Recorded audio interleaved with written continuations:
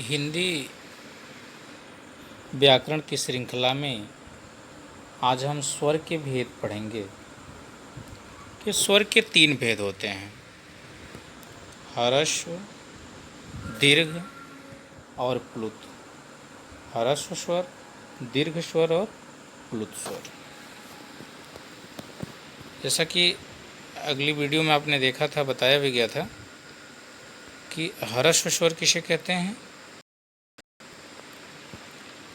जिन स्वरों के उच्चारण में एक मात्रा का समय लगता है, यानी थोड़ा सा समय लगता है, उसे हम ह्रस्व स्वर कहते हैं। नाम से स्पष्ट है, ह्रस्व मीन्स होता है छोटा।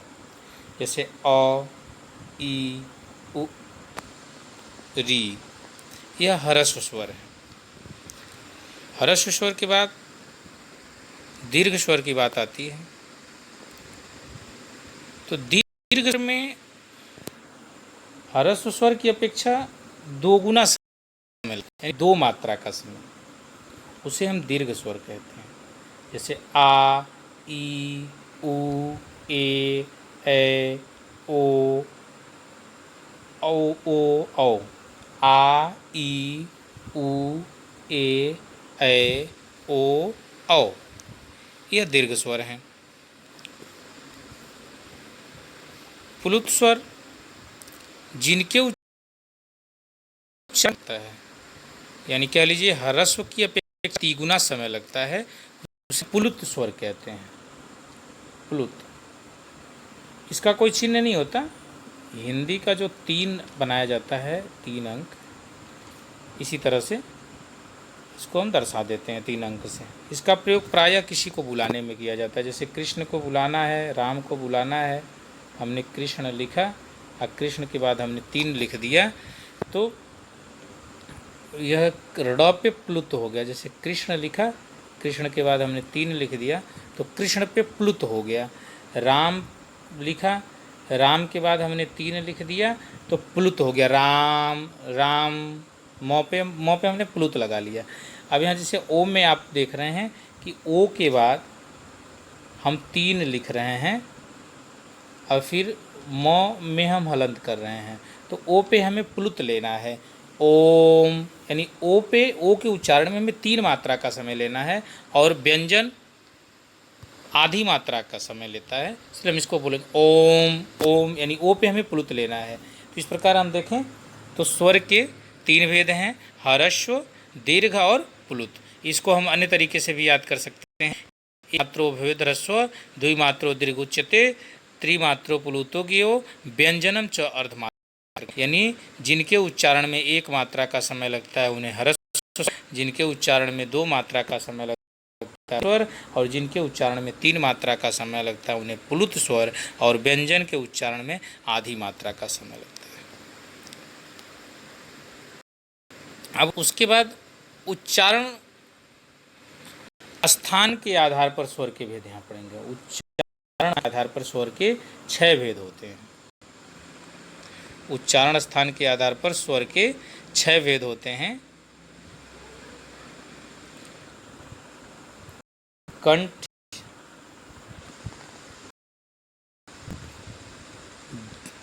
जिन स्वर का उच्चारण कंठ से होता है, जिस स्वर का उच्चारण कंठ से होता है, जैसे अ, आ, तो इन्हें हम कंठ स्वर कहते हैं। जैसे कोई पूछे और का उच्चारण कहाँ से होता है, तो अ और आ का उच्चारण कंठ से होता है। ये कौन से स्वर हैं? कंठ स्वर हैं। फिर है तालु, जिसका उच्चारण तालु से होता है, जैसे ई और ई, तो ये तालव्य स्वर हैं। जिसका उच्चारण तालु से होता है वे तालव्य स्वर हैं। ये ई और ई, ये तालव्य स्वर हैं। मूर्धा, जिनका उच्चारण जिह्वा के मूर्धन्य भाग से होता है, जिह्वा के मूर्धन्य भाग से हो, जैसे री, री का उच्चारण, री से ऋषि वाला री, री का उच्चारण मुंह से होता है, तो री कौन सा स्वर है? मूर्धन्य स्वर है। फिर उसके बाद ओष्ठ, जिसका उच्चारण होठों से किया जाता है, जैसे छोटा ऊ, बड़ा ऊ, तो यह ओष्ठ स्वर हैं। कंठोष्ठ, कंठ और ओष्ठ ध्वनियों के संयोग से, जैसे ओ और औ, ये कंठोष्ठ हैं। कंठ तालव्य, कंठ और तालु के संयोग से जिन ध्वनियों का उच्चारण होता है उन्हें हम कंठ तालव्य स्वर कहते हैं, जिन स्वरों का उच्चारण होता है, जैसे ए है। तो इस प्रकार हम देखें तो अ और आ, यह दोनों कौन से स्वर हैं? कंठ स्वर हैं। इनका उच्चारण कंठ से होता है, ये कंठ स्वर हैं। छोटी ई और बड़ी ई, यानी जो ई है यह तालव्य स्वर हैं। कौन से स्वर हैं? तालव्य। क्यों? क्योंकि इनका उच्चारण स्थान तालु होता है।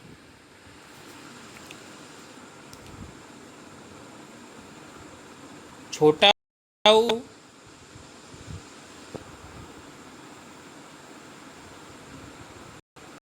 यह दोनों ओष्ठ स्वर हैं। ओष्ठ, क्योंकि इनका उच्चारण ओठ से होता है, इसलिए इन्हें हम ओष्ठ स्वर कहते हैं।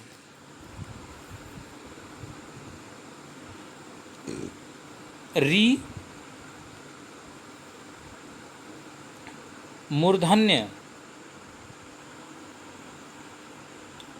मूर्धन्य स्वर है।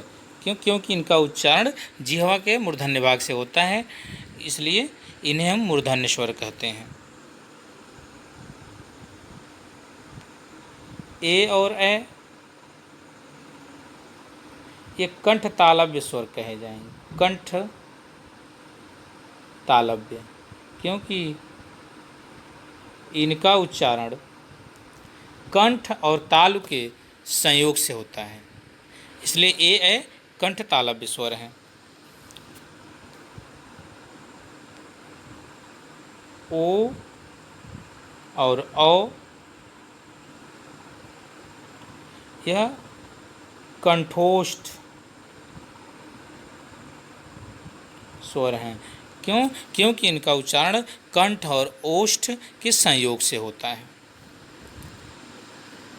अब बात करें जिह्वा के आधार पर स्वर के भेद, तो जिह्वा के आधार पर स्वर के 3 भेद होते हैं: अग्रस्वर, मध्य स्वर और पश्च स्वर। अग्रस्वर किसे कहते हैं? जिसका उच्चारण जिह्वा के अगले भाग से,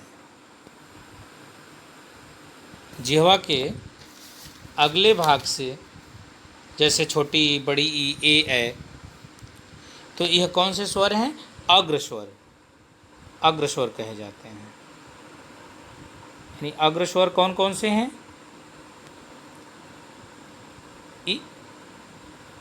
ई, ए, ये अग्रस्वर कहे जाएंगे, ये अग्रस्वर हैं। फिर मध्य स्वर, जिनका उच्चारण जिह्वा के मध्य भाग से, जैसे अ का उच्चारण जिह्वा के मध्य भाग से होता है, इसलिए यह मध्य स्वर कहा जाएगा। फिर है पश्च स्वर, जिनका उच्चारण जिह्वा के पिछले भाग से, जैसे छोटा ऊ, बड़ा ऊ, आ, ओ और आ, यह एक आगत ध्वनि है, यह पश्च स्वर कहे जाते हैं। और अनुस्वार और विसर्ग, ध्यान दीजिएगा, अनुस्वार यानी जिसे हम अंग कहते हैं,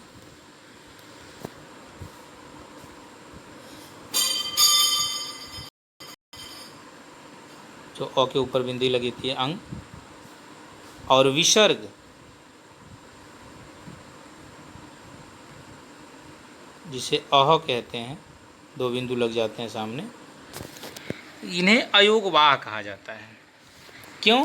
क्योंकि यह न तो स्वर होते हैं और न ही व्यंजन, न तो ये स्वर होते हैं और न ही व्यंजन, इसलिए इन्हें हम अयोगवाह कहते हैं। और हिंदी में अयोगवाह की संख्या 2 होती है।